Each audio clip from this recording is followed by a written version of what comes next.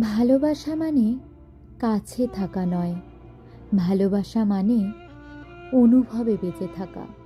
শুধু দেখা করা বা কথা বলা নয়, ভালোবাসা হয় নীরবে, নিঃস্বার্থে, দূরত্বে। যে ভালোবাসায় প্রত্যাশা কম থাকে, সে ভালোবাসায় আঘাতও কম হয়। খোঁজ না নিলেও মন জানে কে আজও নিজের একমাত্র ঠিকানা। ভালোবাসলে যদি সব কিছু চাইতে হয়, তবে সেখানে ভালোবাসা কম, চাওয়া বেশি।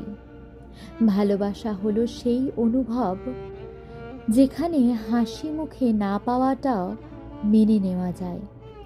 যদি ভালোবাসা শুধু সুখের মুহূর্তের হয়, তবে কঠিন সময়ে কি ভালোবাসা থাকবে?